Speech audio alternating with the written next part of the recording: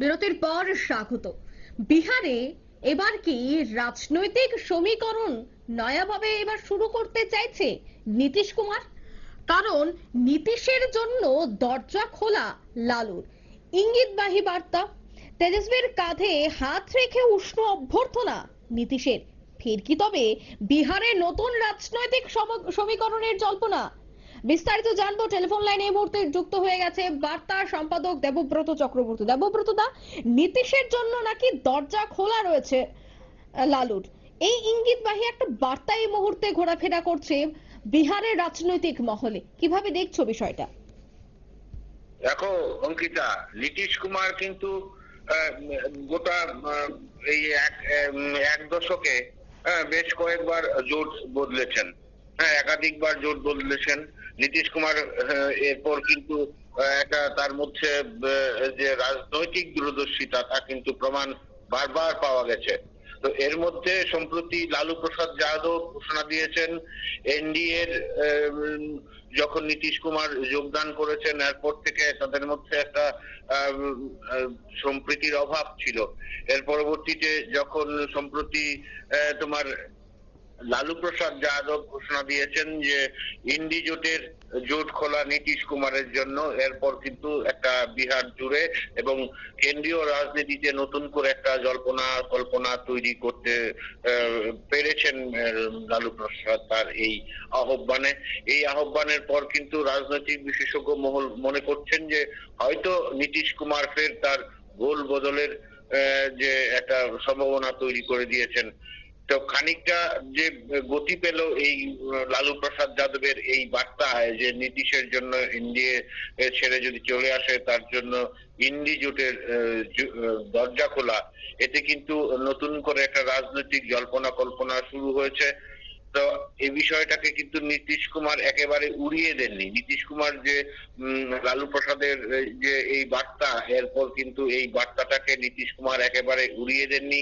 সাংবাদিকদের প্রশ্নের মুখে তিনি কিন্তু স্মিত হাসিতে নিশ্চুপ ছিলেন। তবে অনেকেই বলেন যে যারা বিশেষজ্ঞ তারা বলেন যে নিশ্চুপতা কিন্তু একটা সম্মতির লক্ষণ। তবে সে ব্যাপারে এখন নীতিশ কুমার স্পষ্ট কিছু বলেননি। এর মধ্যে আবার তোমার সদ্য রাজ্যপাল হিসেবে দায়িত্ব নেওয়া সেখানে বিহারের তার যে শপথ গ্রহণ অনুষ্ঠান, সেই অনুষ্ঠানে নীতিশ কুমার ছিলেন বিরোধী দলনেতা তেজস্বী যাদব। এই তখন কিন্তু আরো একটা আশ্চর্যজনক কাজ করলেন নীতিশ কুমার। লালু প্রসাদ যাদব পুত্র তেজস্বীকে একেবারে কাঁধে হাত দিয়ে তাকে তার সঙ্গে বার্তালাপ করলেন, তার কাজকর্মের প্রশংসা করলেন। এমনকি তিনি তার কাজকর্মের প্রশংসা করে উষ্ণ অভ্যর্থনা জানালেন। এরপর কিন্তু এই নীতিশ কুমারের যে আচরণ তা নিয়ে স্বভাবতই জল্পনা কল্পনা শুরু হয়েছে যে তবে কি আবার নীতিশ কুমার তার গোল বদল করতে চলেছেন।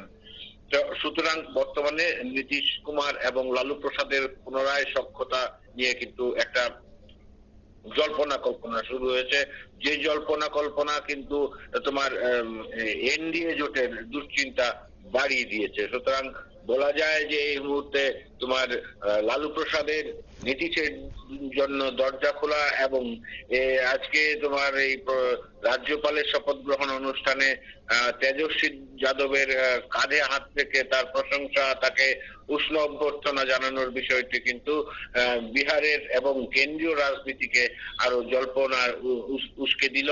যা নিয়ে ইতিমধ্যে যারা রাজনৈতিক বিশেষজ্ঞরা রয়েছেন তারা আলাপ আলোচনা শুরু করেছেন। তবে কি যে আলোচনার বিষয়বস্তুটা হচ্ছে এই যে তবে কি তোমার নীতিশ কুমার ইন্ডি জোটের দিকে ঝুঁকছেন, এই নিয়ে আরো না হয় পরে তথ্য জানা গেলে আমরা তুলে ধরবো। তবে লালু প্রসাদ যাদব কিন্তু নীতিশ কুমারকে তার জন্য ইন্ডি জোটের দরজা খুলে রয়েছে বলে যে বার্তা দিয়েছেন, সেই বার্তাকে নিয়ে কিন্তু নতুন করে রাজনৈতিক মহলে একটা জল্পনা কল্পনা শুরু হয়ে গেছে। আর এই জল্পনা কল্পনাটাকে কিন্তু এনডিএ যারা নেতৃত্ব আছেন তাদের মধ্যে একটা দুশ্চিন্তা তৈরি করেছে অঙ্কিতা।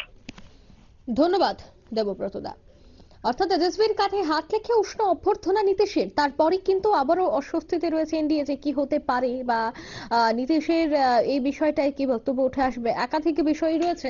তবে বিহারে যে রাজনীতি, সেই রাজনীতির পরিবর্তন আমরা প্রতিনিয়তই দেখি, এবং নীতিশ কুমার যার রাজনীতি, তিনি একজন পৌর খাওয়ার নেতৃত্ব, তার পাশাপাশি তিনি কিন্তু দল বদল করতেও খুব পছন্দ করেন। তাই সেক্ষেত্রে তিনি যদি দল বদল করেন বা তার দলে যদি কেউ সামিল হয়, সেক্ষেত্রে অবাক হওয়ার কোনো কারণ নেই। কিন্তু তারপরেও বিহারের নির্বাচন খুব সামনেই রয়েছে, আর বিহারের নির্বাচনের আগে নীতিশ কুমার এবং তেজস্বীর যে এই যে তাদের মধ্যে যে সম্পর্ক আরো কিছুটা বাড়লো, তাকে কেন্দ্র করে কিন্তু আবারও রাজনৈতিক মহলে একটা চর্চা চলছে। অবশ্যই নিয়ে নিচ্ছে ছোট্ট একটি বিজ্ঞাপন বিরতি, সঙ্গে থাকুন।